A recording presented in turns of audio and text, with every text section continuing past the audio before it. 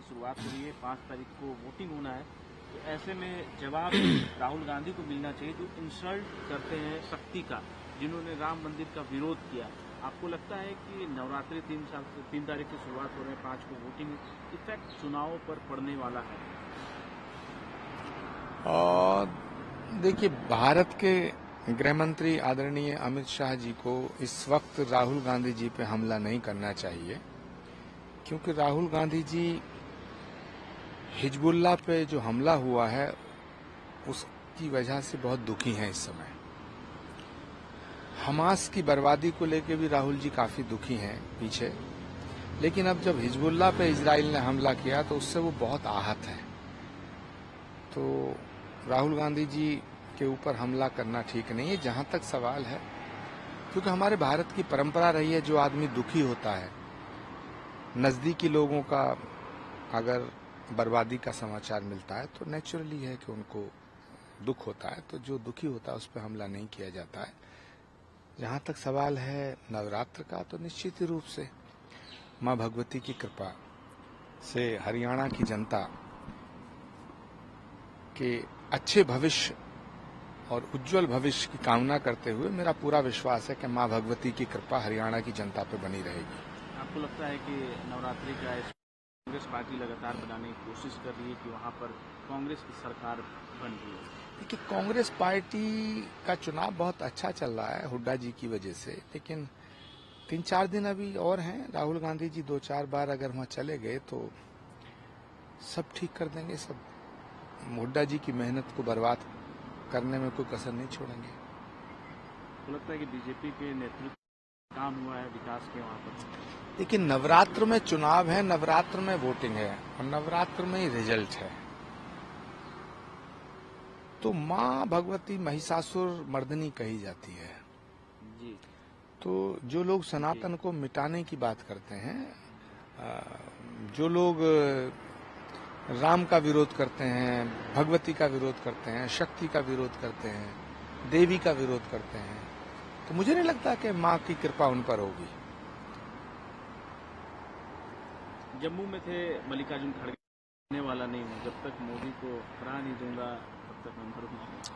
देखिए, मल्लिकार्जुन खड़गे जी की अभी जो उम्र है वो 82-83 साल है।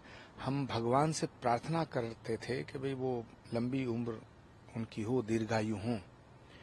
अब उन्होंने कहा है मैं जब तक मोदी को नहीं हटाऊंगा तब तक नहीं मरूंगा। तो हम तो भगवान से प्रार्थना करते हैं कि हे भगवान, खड़गे जी को 100 साल से भी ज्यादा लंबी उम्र दे, ताकि इस देश को 2047 तक नरेंद्र मोदी जैसा प्रधानमंत्री मिलता रहे। पीडीपी की चीफ है महबूबा मुफ्ती, उल्ला को लेकर उन्होंने आज अपना प्रचार अभियान रोक दिया। वो कह रही हैं कि इस पर वो कहीं ना कहीं दुखी थी, इसलिए प्रचार अभियान पर रोक लगा दिया गया। देखिए, महबूबा मुफ्ती हों या कांग्रेस पार्टी के बड़े नेता हों या नेशनल कॉन्फ्रेंस हो या समाजवादी पार्टी हो या विपक्ष के ये जितने भी बड़े बड़े नेता हैं, बड़ी बड़ी पार्टियां हैं, चाहे टीएमसी हो, डीएमके हो, ये सब नसरुल्लाह के मरने से बहुत दुखी हैं। वो महबूबा मुफ्ती ने प्रचार रोका है, लेकिन मातम इन सब के यहाँ भी है। सब इस समय दुखी हैं। इनका बस चले तो ये सब इजराइल पे हमला कर दें। इनका बस नहीं चल रहा है, वरना ये हमास के संग, हिजबुल्लाह के संग AK-47 लेके मैदान में कूद जाए। ये बेताब है, परेशान है। हिजबुल्लाह पे अटैक हुआ, नसरुल्लाह मारा गया, तो ये इनका नेचुरल कनेक्शन है। एमके तमिलनाडु में लगातार सनातन के विरोध में वो बोलते रहे। आपको लगता है किसी बात का उन्हें अवार्ड दिया गया और आज मुख्यमंत्री बनाया गया? कि रावण के वंशज राम का विरोध तो करेंगे ही ना। जो राम का विरोध करेगा, सनातन का विरोध करेगा, उसे वो आगे बढ़ाएंगे। रावण की सेना में जितने लोग हैं, रावण की सेना में जितने लोग थे, वो तो स्वतः ही राम का विरोध करते थे ना, एक विभीषण को छोड़ के। तो ये परंपरा चली आ रही है। तो जो राम को गाली देगा, सनातन को गाली देगा, सनातन को बुरा भला कहेगा, उसको तो पदोन्नति मिलना स्वाभाविक है। आम आदमी पार्टी अरविंद केजरीवाल हरियाणा में लगातार मेहनत पास रहेगी, उनके बिना सरकार नहीं बनेगी। तिहाड़ का जिक्र कर रहे थे कि किस तरीके से उनको टॉर्चर किया गया, मारने की कोशिश की गई, उनकी आवाज़ को दबाने की कोशिश की, पर वो हरियाणा के बेटे हैं, वो झुकेंगे नहीं। देखिए, कुछ भी कहो, केजरीवाल दिलेर आदमी तो है।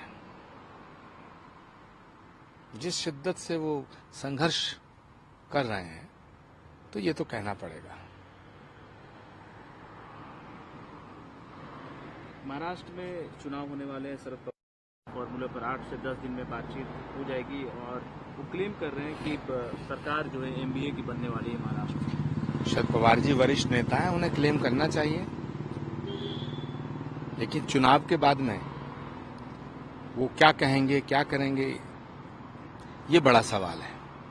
उद्धव ठाकरे जी और शरद पवार जी कहां रहेंगे, किसका साथ देंगे, किसकी सरकार बनाएंगे, ये बड़ा सवाल है।